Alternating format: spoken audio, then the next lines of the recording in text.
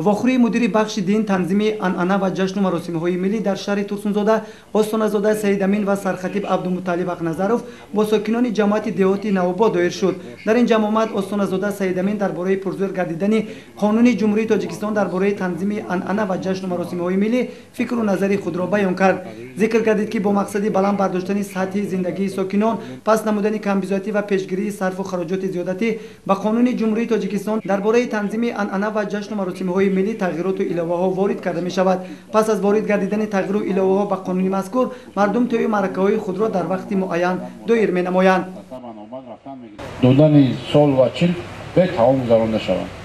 ягон намуди таом дар маъракаҳои азодорӣ намешавад. фақат дуо фотиҳа, Аллоҳу акбар дуо мекунӣ, рафтан мегиранд. ҳамин ба исам хеле мешавад. дар қишлоқҳо ман ҳамин иртиштиюм дар пултиям давно чандин солош қонунро магия баҳс шавид. бо дар як хеле ҷинозаҳо ман иштирок кардам, дидесам паноҳӣ дастид, мулои дастид одамо метиханд. илтимос накунед ҳамин кора. Хаднатӯй фақат бо иштироки падар, модар, бародаро, ака, хоҳаро дар доираи оила гузаронда мешаванд. дар моҳи сентябр қарор қабул карда мешавад. баъд аз моҳи сентябр ягон кас муроҷиат накунанд ки хаднатӯй дорем. хаднатӯй бо иштироки то 15 нафар кадом маъракае набошад. хаднатӯй ҳам ягон маъракаи дигами а ягон танзим шумо чӣ набаред ки мо 10-15 нафар ҷамъ шудем, ягон кас омада мояд азият мекард. не, то 15 нафар чӣ маъракае дар хона мекунед кардан мегиред дар доираи оила. лекин маъракаҳое ки манъ карда шудааст умуман кардан дар кор мекунед. сархатиби шаҳри Турсунзода Абдумутталиб Ақназаров низ дар бораи рӯй овардани занону бонувон ба либосҳои ғайр аз қабили сатру ҳиҷоб фикру андешаҳои худро баён карда гуфт ки сатру ҳиҷоб ва либосҳои бегонаву сиёҳ хоси мардуми Тоҷикистон намебошад ва миллати мо дорои анъанаву фарҳанг ва либосҳои миллии худ мебошад.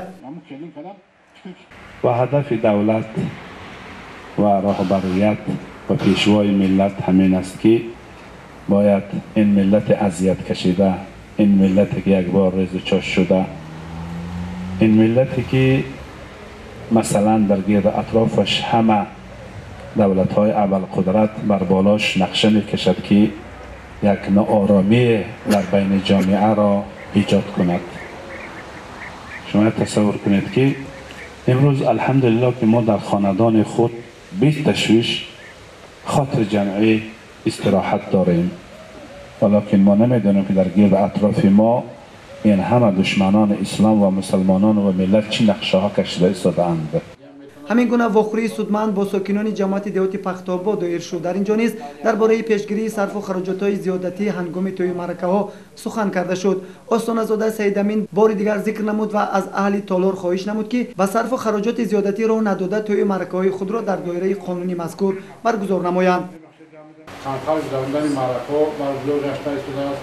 новобаста ин қонун даст шуда бошанд, вол дар рахи мithli ҷамоатҳо қонунвайронкунӣ ошкор карда шудааст аз тарафи шаҳрвандоне ки ё ки аз надонистани қонун ё ки аз нафаҳмондани мутахассисони оид ба корҳои дину ё ки раисони маҳалла дивон накарда ба ҳамин бо қонунвайронкуниам шуда гузашта истодааст. оиди гузарондани пулҳои арӯсии домодӣ аз ҷониби писар як маърака баргузор мегардад, аз ҷониби арӯс як маърака баргузор мегардад. аз ҷониби арӯс ҳатман бояд ош дода шавад. гуфта нашудааст ки аз ҷониби арӯс базм ё ки чойгаштак ё ки ягон маъракаи зиёфа дода шавад. то ҳамин вақт аз нафаҳмидани мардум бошад, аз нафаҳмидани мутахассисон бошад, дар бисёр ҷойҳо чойгаштак ба назар расида истодааст. чандта маводо кардем мо, чанд нафар ҷаримабандӣ карда шуда аз тарафи суди шаҳри Турсунзода. аз ҳамин ҷойҳоз мо ба шумо гуфтанем ки ба мардум расонед ки аз тарафи келин тӯи арӯса бошад, каси духтар мебурад, фақат ош дода шавад. то 150 нафара метавонед ки ош диҳед. ягон қонунвайронкунӣ намешавад. марҳамат ҳофиз доре ҳофизӣ кунад вақти ош хӯрдан дар ягон кас манъ кардагӣ нестай шумо ки баъд ош диҳанд ҳофизӣ мумкин нестай. лекин базм орустан аз тарафи аз ҷониби арӯс, падари арӯс мумкин нестай дар хонадони арӯс. ба хотири чӣ ки вақти базм оростан ӯ маълум аст ки бояд чойгаштак мешавад. вохӯриҳои масъулини соҳаи марбута саривақтӣ буда шаҳодат аз он медиҳад ки мардуми шарифу сарбаланди шаҳри Турсунзода ба сарфу хароҷотҳои зиёдатӣ роҳ надода барои ободии рӯзгори хеш ҳиссагузор бошанд.